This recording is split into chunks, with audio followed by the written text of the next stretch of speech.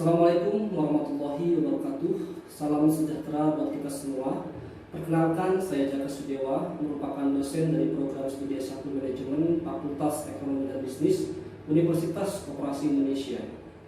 Saat ini saya dipercaya mengampu beberapa mata kuliah seperti manajemen pemasaran, pengantar bisnis, digital bisnis, manajemen mutu, dan sistem ISO. Dari beberapa mata kuliah yang saya ajarkan, ada mata kuliah yang menjadi fokus saya, yaitu mata kuliah manajemen pemasaran. Dan saat ini saya juga dipercaya menjadi kepala bagian humas dan promosi di Universitas Koperasi Indonesia, yang tentunya hal ini sangat berkaitan dengan mata kuliah yang saya ambil. Mata kuliah manajemen pemasaran merupakan mata kuliah wajib serta memiliki bobot SKS sebesar 3 SKS, biasa diadakan di semester 2. Deskripsi mata kuliah manajemen pemasaran merupakan manajemen yang membahas mengenai ilmu pengetahuan, konsep dasar pemasaran, kemudian serta tentang aktivitas pemasaran yang semakin penting posisinya di dalam perusahaan dan organisasi lainnya. Untuk capaian pembelajaran mata kuliah atau CPMK-nya, yang pertama yaitu mahasiswa memiliki keimanan dan ketakwaan kepada Tuhan Yang Maha Esa, disertai sikap religi dan sosial yang melekat kuat sebagai identitas diri seorang wirausahawan. Yang kedua, mahasiswa memahami konsep-konsep dasar manajemen pemasaran dan mengaplikasikannya dalam bisnis. Yang ketiga, mahasiswa mampu menjelaskan konsep pemasaran, lingkungan pemasaran, pasar sasaran, kemudian segmented targeting, positioning, bawah pemasaran, ada fondasi digital marketing dan channel digital marketing, paid traffic dan free traffic. Kemudian mahasiswa mampu memanfaatkan manajemen pemasaran dalam mendukung proses pengambilan keputusan manajemen. Kemampuan akhir tiap tahapan belajar atau sub CPMK-nya untuk mata kuliah manajemen pemasaran ini yaitu ada beberapa sub. Yang pertama yaitu mahasiswa memahami dan menjelaskan tentang sejarah pemasaran, pengertian pemasaran, pentingnya pemasaran saat ini, konsep pemasaran dan evolusi manajemen pemasaran dalam perusahaan. Yang kedua, mahasiswa memahami tentang lingkungan pemasaran, manajemen pemasaran, perencanaan strategis dan konsep program pemasaran. Yang ketiga, mahasiswa memahami sistem informasi pemasaran dan riset pemasaran. Yang keempat, mahasiswa mampu menjelaskan tentang pasar sasaran atau segmented targeting dan positioning. Sedangkan yang kelima, mahasiswa memahami pengaruh sosio budaya dan psikologis terhadap perilaku konsumen. Dan yang keenam, mahasiswa memahami tentang perilaku pasar bisnis dan jenis-jenis pasar bisnis. Yang ketujuh, mahasiswa memahami pengertian produk, tingkatan produk dan produk baru. Yang kedelapan, mahasiswa memahami dan dapat menjelaskan tentang strategi bauran produk, gaul produk atau product life cycle dan proses adopsi produk. Kemudian yang kesembilan, mahasiswa memahami tentang bagaimana merancang dan mengelola jasa. Yang kesepuluh, mahasiswa memahami tentang pengertian harga, sasaran penetapan harga, penentuan harga, dan langkah-langkah menentukan kebijakan harga dan metode dasar penetapan harga. Yang ke-11, mahasiswa memahami tentang distribusi, lembaga eceran dan pasar eceran, perantara, dagang besar dan pasar dagang besar. Yang ke-12, mahasiswa memahami tentang pengertian promosi, sifat dasar promosi, tujuan dari promosi dan profesional mix dan proses komunikasi pemasaran yang terintegritas. Mahasiswa memahami dan menjelaskan tentang fondasi digital marketing, itu yang ke-13. Nah, ada satuan acara perkuliahannya. Yang pertemuan pertama itu pendahuluan. Jadi nanti seperti biasa akan ada perkenalan dulu, kemudian menjelaskan tentang sistem perkuliahan, sistem penilaian, gitu. Kemudian akan ada materi mengenai pengertian pemasaran, pentingnya pemasaran saat ini, konsep pemasaran dan perbedaan konsep pemasaran, penjualan dan konsep pemasaran, kemudian evolusi manajemen pemasaran dalam perusahaan. Pertemuan kedua itu akan ada materi tentang lingkungan pemasaran, yaitu mengenai lingkungan pemasaran, sistem pemasaran, manajemen pemasaran, mengelola sistem pemasaran, perencanaan strategis dan konsep baru pemasaran. Pertemuan ketiga yaitu ada sistem informasi pemasaran.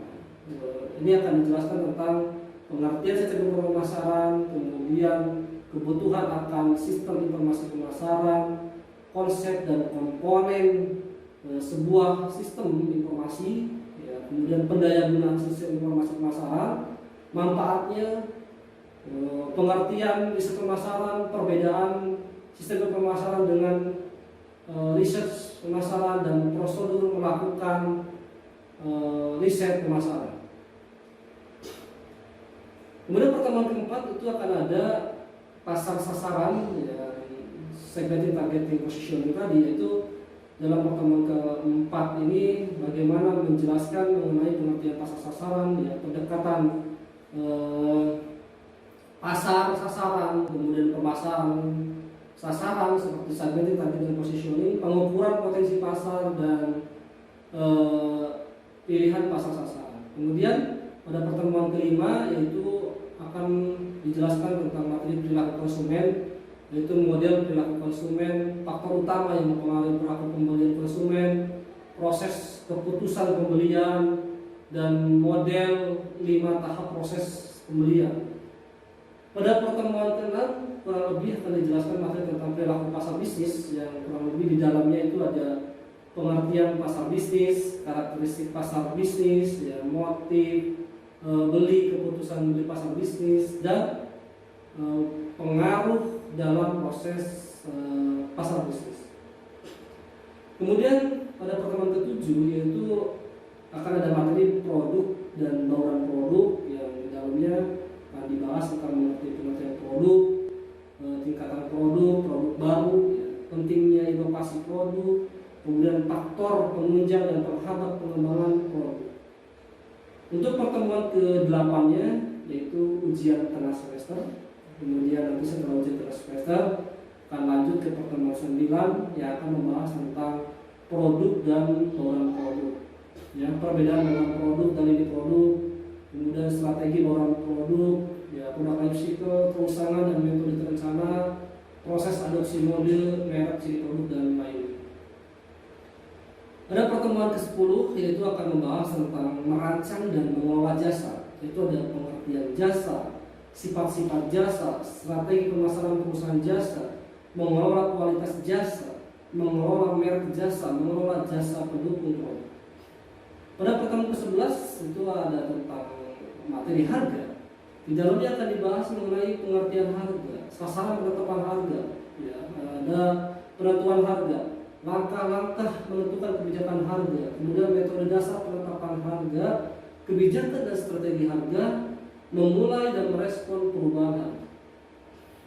Pada pertemuan ke-12 itu akan membahas mengenai tentang distribusi, yang di dalamnya akan dibahas tentang pengertian distribusi, lembaga eceran dan pasar eceran, retailing, ya, perantara dagang besar dan pasar dagang besar. Pada pertemuan ke-13 itu akan membahas mengenai materi tentang promosi. Di dalamnya akan dibahas tentang pengertian promosi, sifat dasar promosi, tujuan promosi, yaitu promotioning dan mengelola proses komunikasi pemasaran yang terintegrasi. Pada pertemuan ke-14 itu sudah masuk mata kuliah materi tentang digital marketing. Itu akan membahas tentang apa itu e-commerce, ya, kemudian konsep ISAS dan pentingnya pada digital marketing, kunci sukses konten serta produk yang ideal di era digital. Untuk pertemuan ke-15-nya masih lanjutan dari pelajaran atau materi, ya, dari digital marketing, yaitu lebih mempraktekkan tentang channel digital marketing seperti paid traffic dan free traffic. Kemudian lanjut dengan kuis, ya, menghadapi akan ujian akhir semester. Dan pada pertemuan ke-16 yaitu adalah ujian akhir semester. Metode pembelajaran yang ditetapkan di dalam mata kuliah manajemen pemasaran sendiri yaitu ada dengan case based teaching dan menggunakan konsep SCL sebetulnya, Student Center Learning. Tapi ini ada juga ceramah, ya, kemudian ada presentasi kelompok dan ada diskusi. Untuk penilaiannya, untuk mata kuliah manajemen pemasaran ini, yaitu ada 20% untuk bobot dan tugas, yaitu tugas tadi baik kelompok yang individu. Kemudian ada bobot UTS besar 30% dan ada bobot untuk ujian akhir semester yaitu 40%, ya, paling besar. Kemudian ada juga untuk presensi atau kehadiran itu bobotnya 10%.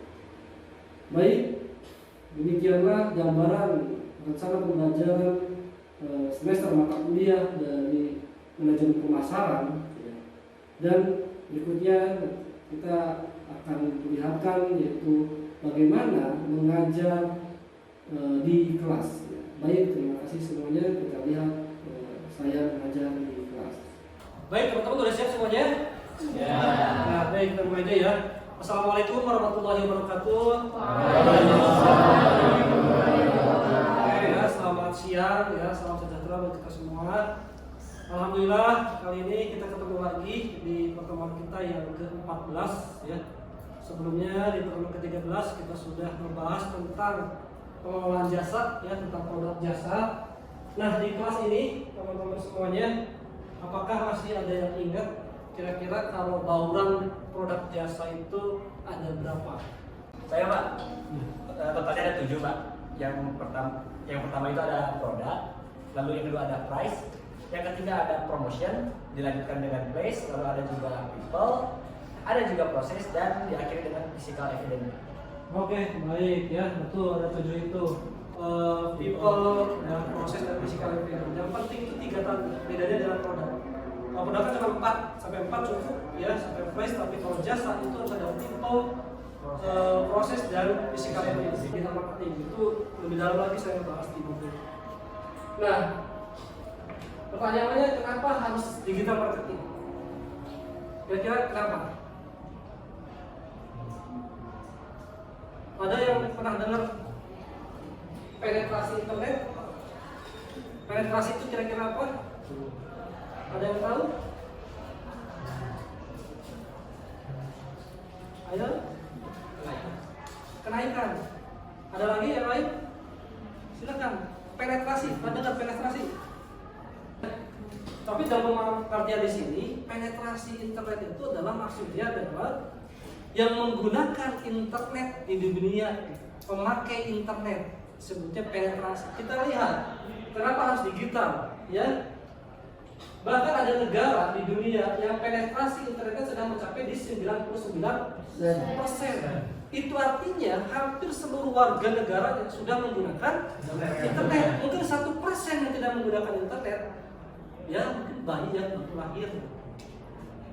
Enggak mungkin kan baru lahir langsung pakai internet. Nah, maka dengan data ini itu menjadi peluang bahwa seorang pembisnis mau nggak mau mengikuti perkembangan yang namanya digital. Penggunanya di negara maju sudah 99%, gitu ya. Negara-negara maju di sini ya.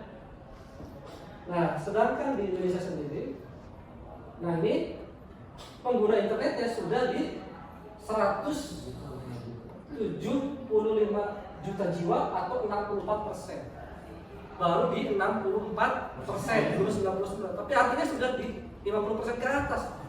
Nah, itu menunjukkan bahwa itu peluang bisnis kita di digital. Bahkan hebatnya Indonesia gini, jumlah penduduknya itu 272 juta jiwa, jumlah penduduknya 272 juta jiwa, yang menggunakan HP-nya, ada di 338 juta, lebih banyak daripada orangnya. Itu artinya apa? Satu orang Ya, satu orang punya 2 device. Itulah luar biasa hebatnya di Indonesia. Maka itu peluang banget buat kita. Kalau sekarang kita bisnis tapi tidak mengikuti perkembangan, ya kita ketinggalan. Ya, itu dasarnya kenapa kita harus digital. Nah, selain itu teman-teman juga lihat kondisi sekarang bagaimana toko-toko offline, ya di berbagai toko tempat banyak yang tutup juga. Maka mau nggak mau kita harus mengikuti perkembangan zaman. Gitu. Ya, sedikit sebelum saya menjelaskan nanti tentang fondasi digital marketing, yang penting itu secara fondasinya dulu, biar teman-teman ketika berbisnis digital paham secara dasarnya fondasinya. Tapi saya ingin mengenal dari istilah e-commerce, itu apa? Intinya adalah yang pembelian dan penjualannya menggunakan internet, sebenarnya e-commerce. Ya, ini buat teman-teman di toko online itu kan membelinya, kemudian yang jualnya menggunakan internet, itu sebutnya e-commerce. Kemudian ada yang karakteristiknya dari e-commerce, transaksi tanpa batas. Kira-kira apa? Pembelian itu dibatas. Ya, Tidak ada pembatasan dalam pembelian. tidak ada pembatasan dalam pembelian. Tapi kalau produk itu umpamanya cuma ada 1000 pieces, yang belinya 2000 tetap apa? Waktu satu beda. Waktu, oke, betul. Terus apa lagi? Kira-kira selain waktu? Tempat bisa beli. Tempat, lokasi, betul ya. Jadi maksud dengan transaksi tanpa batas itu adalah waktu. Kalau kita beli di toko offline, itu kan bukannya jam 6 pagi, jam 4 sore udah tutup. Mau beli habis maghrib jam 6 udah nggak ada, maka terbatas. Tapi di online, teman-teman mau beli jam 1, jam 2 malam masih bisa. Maka disebutnya transaksi tanpa batas. Meskipun dilayani tetap besok paginya dikirim. Kemudian juga tadi geografis tempat, betul.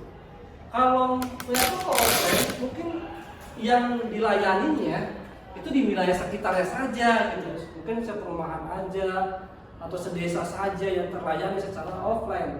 Tapi dengan adanya digital, itu bisa seluruh Indonesia, bahkan bisa sampai ke luar negeri. Nah itu sebutnya transaksi tanpa batas. Transaksi anonim, kira-kira apa? Kita tidak tahu siapa yang misalnya. Jadi orang-orangnya itu tidak dikenal.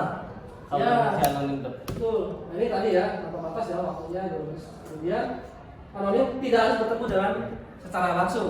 Kan kalau beli toko offline, kita ini harus ketemu. Kalau kita harus ketemu langsung. Kemudian tidak perlu identitas asli. Nah, saya lebih ke melihat produk yang dijualnya dulu sih. Kayak misalnya elektronik yang punya nilai jual tinggi kan, kita harus tahu pembelinya itu siapa. Terus jangan sampai ya ada order fiktif seperti itu. Mungkin untuk transaksi anonim itu ya.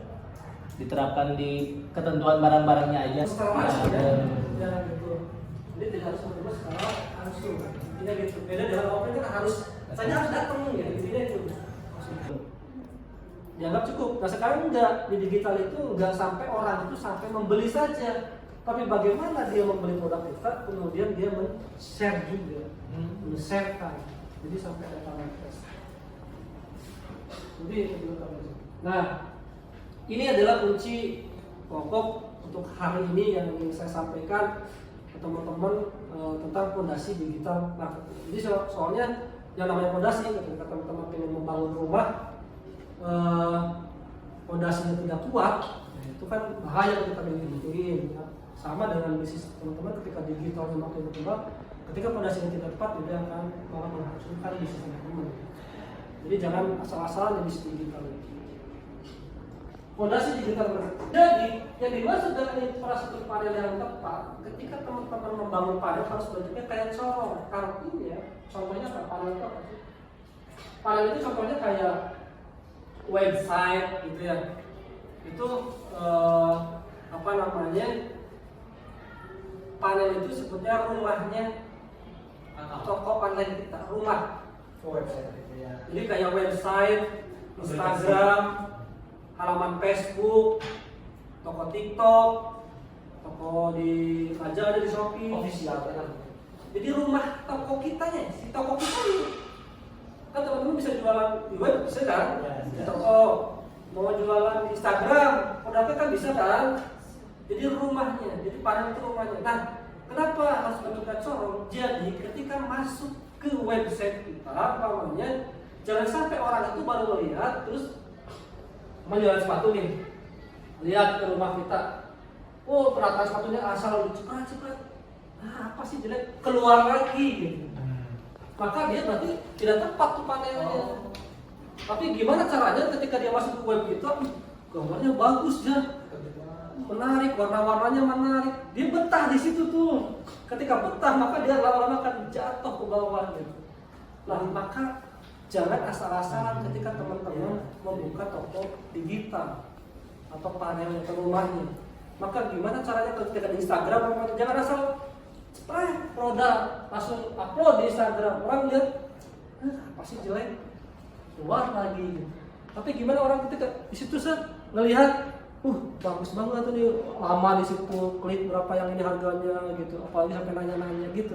Jadi disebut panel bentuk corong itu jangan sampai orang baru masuk keluar lagi. Nah, kemudian yang kedua, ketika teman-teman sudah membangun rumahnya yang sudah bagus, maka langkah berikutnya adalah datangkan traffic sebanyak-banyaknya.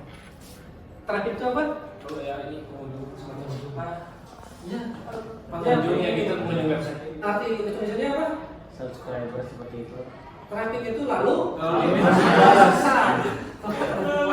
lalu intinya betul mendatangkan pengunjung sebanyak-banyaknya. Jadi lalu lintasnya harus banyak ke rumah kita, ke panel kita. Jangan sampai kita sudah bagus-bagus tuh bikin toko online-nya, produk-produk sudah keren-keren banget di fotonya, tapi nggak ada yang berkunjungnya, nggak ada yang datangnya, ya.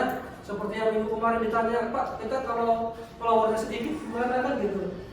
Intinya mendatangkan sebanyak-banyaknya. Nah, salah satu yang cepat, cara yang cepat dalam mendatangkan traffic itu mau nggak mau ya beriklan.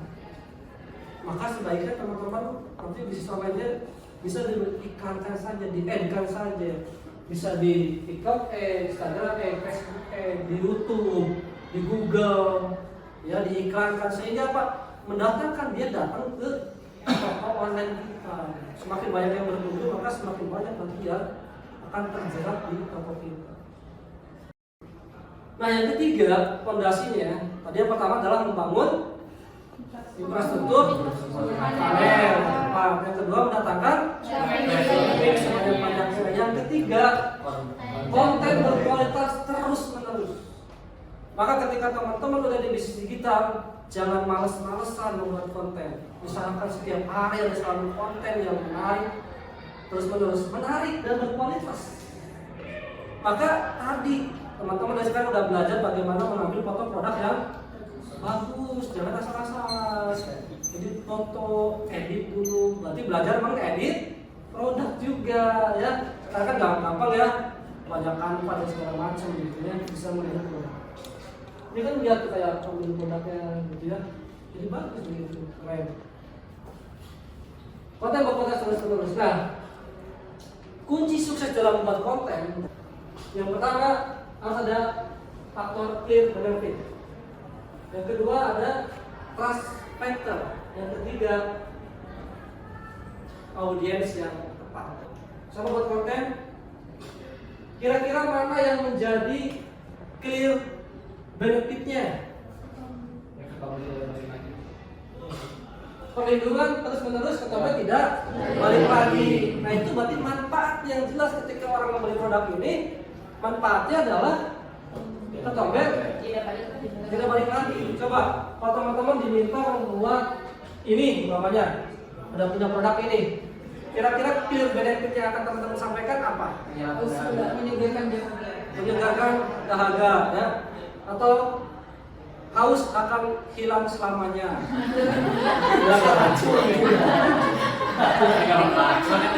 Ya. Nah, itu jadi ada namanya clear benefit. Yang kedua, kira-kira di trust factor-nya yang mana? Ronaldo. Sekelas bintang bola dunia saja menggunakan produk ini, gitu. Berarti kan ini produk udah hebat banget, gitu. Membuat orang yakin, trust, percaya dengan produk ini. Ya, tapi masalahnya kalau kita bayar artis kan mahal. Kira-kira kalau tadi produknya ini, teman-temannya akan dimunculkan yang menjadi trust factor-nya apa? Ya, umpamanya kalau endorse orang kan mahal tuh. Ya. Kita belum ada biayanya untuk mengendorse. Kira-kira apa? Jadi yang disebut dengan trust factor itu dia harus endorse orang. Ini kan sumber mata air. Terus Sumber mata air. Apa lagi? Halal, betul. Terus BPOM ya, SNI di sini ada. Jadi ketika disuruh umpamanya ada teman-teman nanti jualan, munculkan yang di trust factor itu. Maka kalau tadi punya produk belum halal, sebaiknya legalitasnya sudah diurus gitu ya. Tidak ada halal munculkan sudah halal, kemudian udah ada lisensinya, ada apa, nah, itu membuat orang yakin dengan produk kita. Trust factor ya. Contoh ini dia membuat di Instagram gitu ya, ini juga beda saya. Dalam membuat konten tidak harus tulisannya selalu dalam produknya. Pengen bersihnya produknya betul-betul clear foto gitu. Maka untuk yang mendukung clear benefit dan trust factor-nya, maka masukkanlah ke dalam yang namanya caption atau copywriting. Maka tolong dipelajari juga tentang copywriting. Bagaimana cara menulis. Nah, di sini apa? Yang keempat adalah ada yang namanya produk yang ideal di era digital. Ya. Intinya produk yang ideal itu target marketnya harus besar. Ya, misalkan teman-teman kalau bisnis kita target marketnya besar, kemudian mendukung untuk jangka panjang, praktis digunakan, memungkinkan dijual dari sistem reseller. Nah, banyak yang bisnis digitalnya sukses-sukses itu rata-rata karena resellernya banyak juga. Kemudian tingkat repeat order yang tinggi. Contoh yang di belakang ini produk apa? Madu ini termasuk yang ideal yang dijelaskan ini. Saya ada dampingan bisnisnya misalnya keripik belut. Saya dampingin, saya bantu pemasarannya, banyak permintaan, produksinya nggak ada karena belut susah dicari. Dia tuh karena apa? Dia belinya di pasar atau kalau ada orang ke sawah baru dia beli pas lagi musim kemarau susah. Nah itu berarti tidak mendukung untuk jangka panjang. Dicari produk yang bahan bakunya selalu tersedia. Itu ya contohnya. Nah, jadi yang disebut dengan traffic yang tepat membentuk corong tadi adalah arahnya ke sini. Yang tadi AIDA itu arahnya ke sini.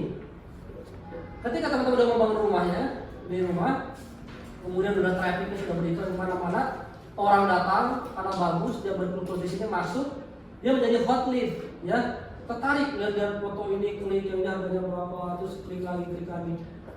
Lama-lama ada satu produk yang dibeli, maka dia menjadi new customer, beli. Nah, target di pemasaran digital bukan hanya sampai ke sini, bukan hanya sampai ke action, tapi sampai ke dia membeli ulang. Jadi selalu membeli kalau butuh madu atau apa selalu dia ke toko kita belinya, dia kalau kontes barangnya. Dan yang terpenting sekarang itu adalah bagaimana menciptakan orang yang tadi selalu membeli itu menjadi referral atau reseller. Nah ini tadi bilang faktor kali reseller, kira-kira bagaimana caranya teman-teman mendapatkan reseller? Tapi yang terpenting sebetulnya yang banyak dilupakan, yang termudah itu ada di HP teman-teman semuanya. Di HP teman-teman kan banyak nomor kontak teman-teman kan. Ada di WA itu ada ya, atau ada grup kelas ini ada ya. Nah, kalau jualan di kelas, di grup kelas, jangan jualan siapa yang mau beli produk saya, jangan. Tapi yang kita tawarkan adalah berbisnis. Namanya di share. Yuk teman-teman, siapa yang ingin mendapatkan penghasilan, gabung dengan saya. Oke, baik teman-teman, ada yang ditanyakan? Untuk digital ini, ya, karena waktunya juga memang sudah selesai ya pertemuan kita. Tadi di akhir adalah saya menyampaikan bagaimana mendapatkan reseller, ya, cara mendapatkan reseller ya, jangan jauh-jauh menggunakan kontak aja. Baik, kalau sudah tidak ada yang ditanyakan, kita ketemu lagi minggu depan, mungkin quiz ya. Minggu depan karena ada pertemuan ke-15 nya, kita akan quiz, akan pelajari dari setelah TS ya. Setelah quiz baru nanti akan ada ujian akhir ya. Baik, terima kasih teman-teman semuanya sudah hadir hari ini. Wassalamualaikum warahmatullahi wabarakatuh. Waalaikumsalam.